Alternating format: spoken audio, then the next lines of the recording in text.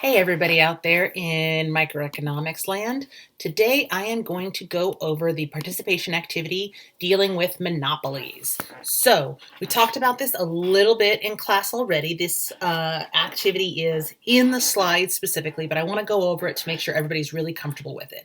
And that's because now we're moving from perfect competition to imperfect competition, specifically to a monopoly. So remember, in perfect competition, a industry has lots of buyers and sellers, and the prices are the goods are all the same, basically. So you can't tell the difference. So an example of a good perfect competition model or a market might be pencils. They're all the same. All the number 2 pencils are the same. No one really can tell the difference between them. And so we don't really care whether we're getting one brand or another. And so maybe there's 10,000 number 2 pencils bought and sold in a given day for $1. As an individual firm producing pencils for the market, we don't see the whole market for pencils. All we see is our individual curves and the price. So we've got our market over here with our marginal cost curve and our average total cost curve and our average variable cost curve. And our firm just sees this price come over, and if the price is too low,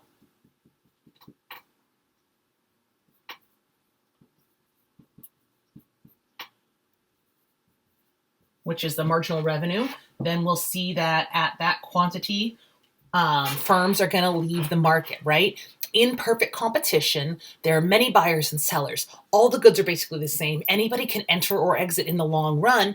And so we see this equilibrium emerge where if prices are too low, below average total cost, if price is below average total cost, we're going to see firms exit in the long run, which is going to mean there's a decrease in the number of firms producing pencils, which is going to shift the supply curve in and raise the price of pencils, right? So we can model that this way and say, okay, let's say that happened.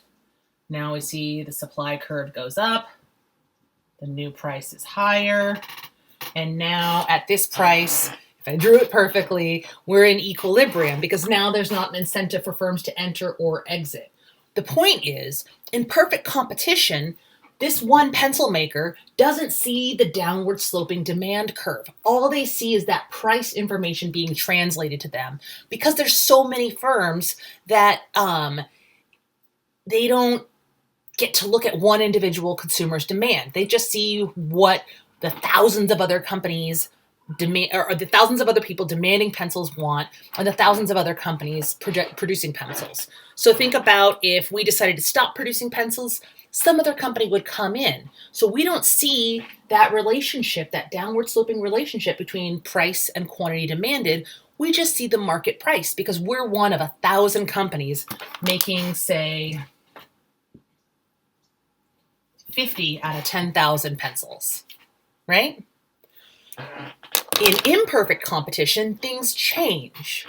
The first thing we're going to look at is a monopolist. And a monopolist is when there's only one firm producing the good. And so you actually see this downward sloping demand curve, this relationship between price and quantity demanded. And that just means that if we want people to buy more of our good, we're going to have to lower our price. If we raise our price, people buy fewer. And so that's the really big difference. In perfect competition, each individual firm is one of 1,000 firms, and they don't get to see that demand curve. They don't perceive it. They're just one of millions. There's a lot of other customers who come and go, and a lot of other firms who buy and sell their goods.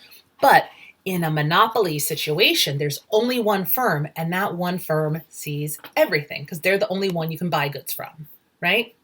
So in the slides, we get this example here of a monopolist with this relationship between price and quantity. And so this is basically the demand curve, right? At any given price, say a price of $4, there's one unit demanded. Maybe these are smoothies. So at a price of $3, 3 people want smoothies. And as the price goes down, more people are willing and able to buy those smoothies. And so a monopolist sees that because there's no one else competing with them. This is the only smoothie maker in the whole world, and we can't get them anywhere else. So we will buy more from this one company because there's nowhere else to go. In perfect competition, maybe there are some of us who would buy smoothies if they were lower prices or higher prices, but because there's thousands of us and thousands of firms, the market allocates it already so that there's an equilibrium price, and that's what's translated to the individual firm. Not this market supply and demand, but the price that the market has already determined. Does that kind of make sense? If it doesn't, let's look at the practical side of it and see if that helps. So, given that now the price falls as quantity demanded goes up, we can calculate total revenue, average revenue, and marginal revenue, and we're going to see a different relationship. And that's what's really important, is we see a different relationship between price and total revenue and marginal revenue in a monopolist situation with a monopoly. So, to find total revenue is just quantity times price. So we sell 0 smoothies for $4.50, we make $0. If we sell 1 smoothie for $4, that gives us a total revenue of $4. We sold 1 and it got a price of $4, right? So we can go ahead and fill in this chart by just calculating how much money our company would make if they sold 2 smoothies and the price was $3.50. 2 times $3.50 is $7. 3 smoothies at $3 each is going to be $9. 4 smoothies, the price goes down to $2.50. Now 4 people want our smoothies. That's going to give us a revenue of $10. 5 times 2 is also $10. And then 6 smoothies at $1.50 each is going to give us a total revenue of $9. And here the first thing we can see is that total revenue goes up and then down. And that's different from what we saw before. Now we can calculate average revenue. And that's just total revenue divided by the quantity we sold. So how much money are we making on average? So when we sell 1 unit, we sell it for $4 each. Total revenue is $4. $4 divided by 1, $4. So far, so good. If we sell 2 smoothies, $3.50 each, 7 divided by 2 gives us $3.50. I am seeing a relationship emerge here, right? Just like before, we're going to see that average revenue is the same as price, because average revenue is total revenue divided by quantity, and price is quantity. Total revenue is price times quantity, right? Here, let's do it this way. Average revenue is total revenue divided by quantity, and price times quantity gives you total revenue. So price and average revenue are the same. But we'll go through the exercise anyway, just to be good economists. So, $9 divided by 3 is $3. $10 divided by 4 is $2.50. And $10 divided by 5 is $2. And $9 divided by 6 is $1.50. Oops.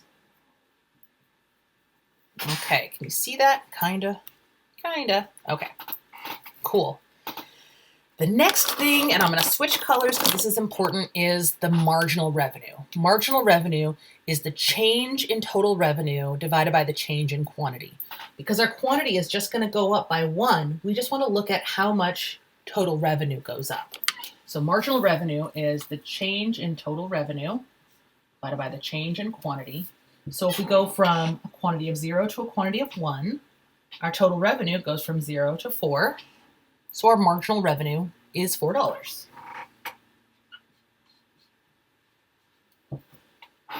Now we want to look at the marginal revenue for the second unit. The second smoothie we sell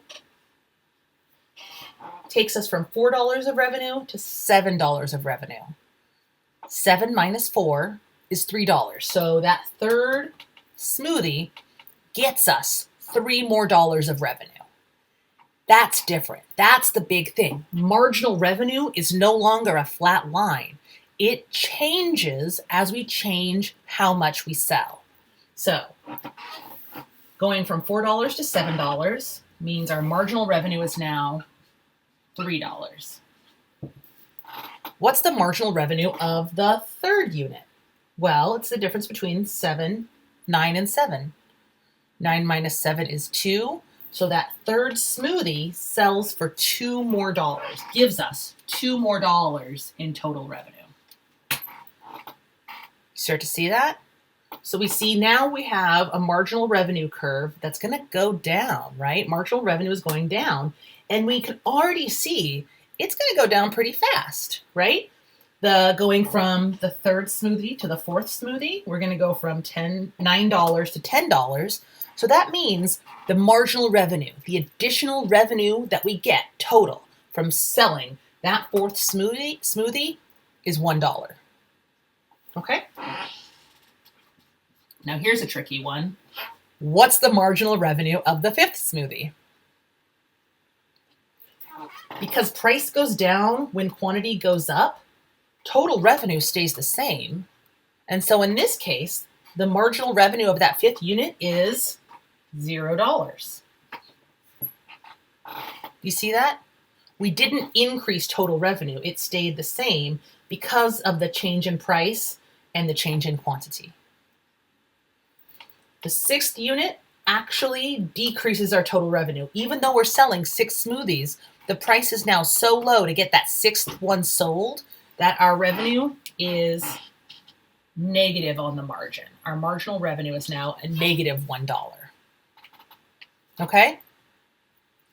So that's different. That's totally different. When we did this in perfect competition, marginal revenue was the same as price, and they were the same all the way through, right? Marginal revenue was equal to price, and price didn't change. Now, price goes down, and so does marginal revenue, and it goes down faster than marginal revenue. To prove it, the second part of this participation activity is going to ask you to graph the marginal revenue curve.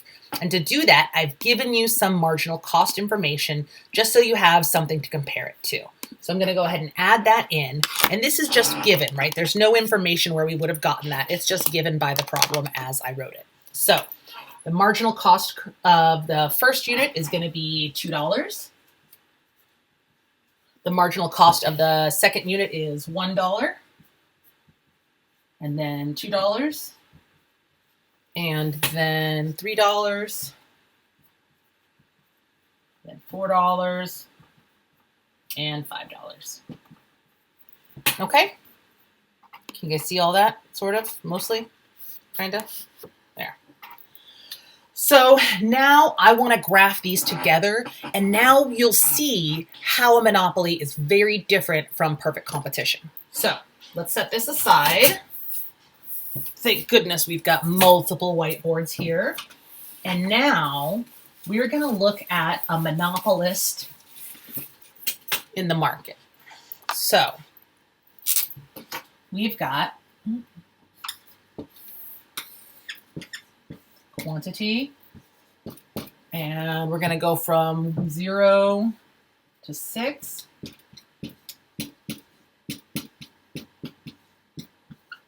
And then our prices are going to go basically from $5 or $6 to 0, because we're going to just be graphing marginal cost, marginal revenue, and demand. And that relationship between quantity and price is the demand curve. So let's graph that first. I'm going to go from $5 down.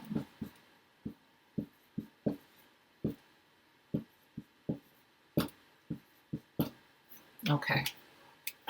So we start with the demand curve. $4.50, no one wants a smoothie. Then at $4, one person wants a smoothie. at $2, or sorry, at $3.50, 2 people want a smoothie. Let's do that. At $3, 3 people want a smoothie. At $2.50, 4 people want a smoothie. And at $2, 5 people want a smoothie. And at $1.50, 6 people want a smoothie. So that gives us the downward sloping demand curve, the relationship between price and quantity demanded that our monopolist can perceive. Okay? Now we can graph our marginal revenue curve. And that marginal revenue curve is going to lie beneath the demand curve. Okay? So we have our marginal revenue, and we saw that the marginal revenue of that first smoothie was $4. The second smoothie was $3. Right?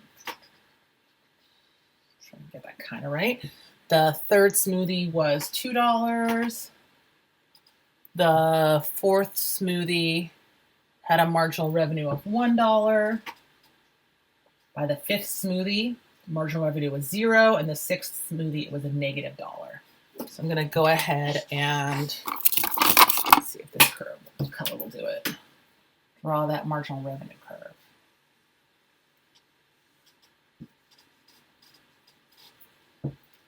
Okay.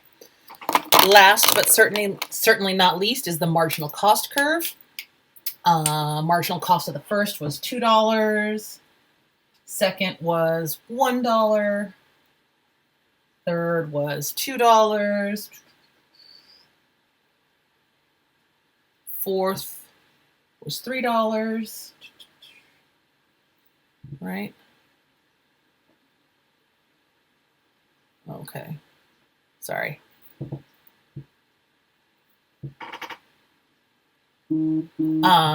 Fifth is $4.